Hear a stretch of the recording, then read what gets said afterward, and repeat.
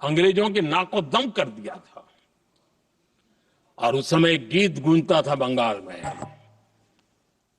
जाए जाबे जीवोनो चोले, जाए जाबे जीवोनो चोले, जोगो तो माजे तोमार काजे, वंदे मातरम बोले।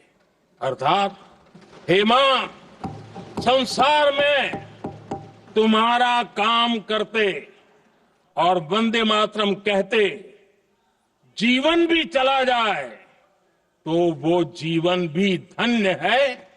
ये बंगाल की गलियों में बच्चे कह रहे हैं। ये गीत उन बच्चों की हिम्मत का स्वर था और उन बच्चों की हिम्मत ने देश को हिम्मत दी थी। बंगाल की गलियों से निकली आवाज देश की आवाज बन गई थी।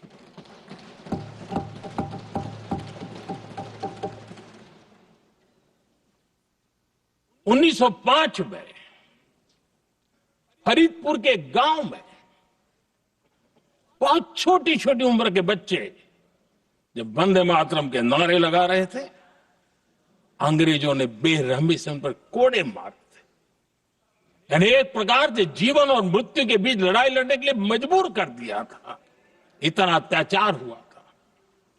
1906 में नागपुर में नील सिटी हाई स्कूल के उन बच्चों पर भी अंग्रेजों ने ऐसे ही जुल्म किए थे। गुनाह यही था कि वो एक स्वर से वंदे मातरम बोल करके खड़े हो गए थे। उन्हें वंदे मातरम के लिए मंत्र का महात्म्य अपनी ताकत से सिद्ध करने का प्रयास किया था। हमारे जांबाज सपूत बिना किसी डर के फांसी के तख्त पर चढ़ते थे और आखिरी सांस तक वंदे मातरम, वंदे मातरम, वंदे मातरम, यही उनका भाव घोष रहता था।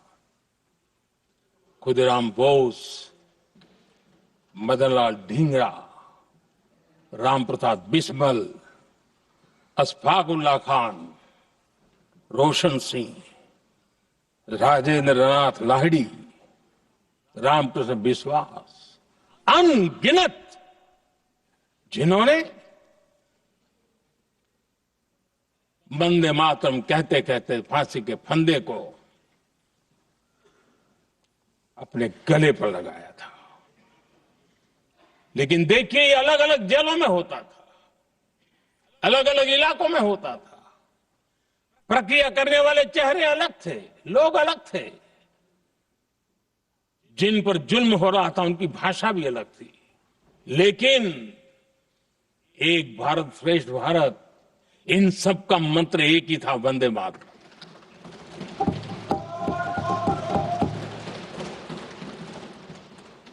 चटगांव की स्वराज क्रांति, जिन युवाओं ने अंग्रेजों को चुनौती दी, वे भी इतिहास के चमकते हुए नाम है। हरगोपाल बाग, पुलिन विकास घोष, त्रिपुर सेन, इन सब ने देश के लिए अपना बलिदान दिया।